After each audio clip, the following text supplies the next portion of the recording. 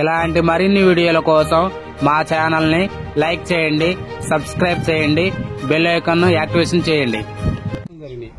ఇప్పుడు కూటమి ఒకవైపు ఉంది, జగన్ ఒకవైపు ఉన్నాడు.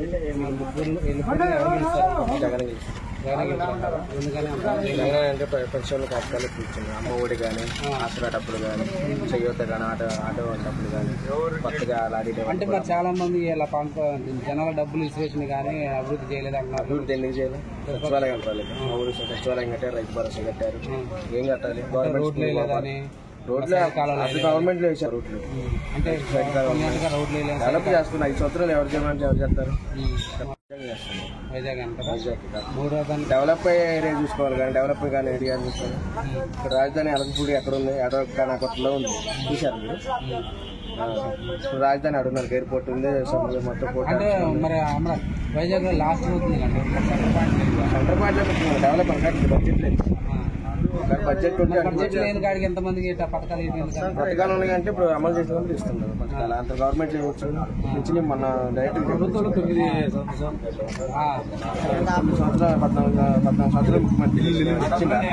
డబ్బులన్నీ ఏమైనా ఆ డబ్బులన్నీ ఇప్పుడు ఈ డబ్బులన్నీ ఇచ్చింది. ఏమైనా ఆ డబ్బులన్నీ ఏమైనా ఇల్లు జగన్ గవర్నమెంట్ ఫామ్ చేస్తారు. 150 నుంచి 160 స్థానాలు గవర్నమెంట్ 150 దగ్గర ఎందుకని అంత పల్లెటూరులో గ్రౌండ్ లెవెల్లో అలా ఉంది.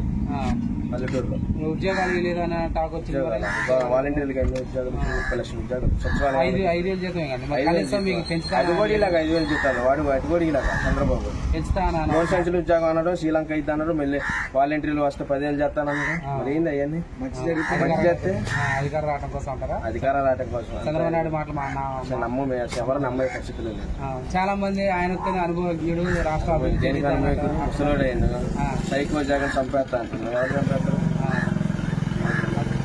మళ్ళీ అదే జగనే వస్తుంది. మళ్ళీ అదే సీట్లు తక్కువ కూడా పైకి వచ్చి ఎక్కే వస్తాయి కానీ తగ్గకుండా వస్తుంది జగన్.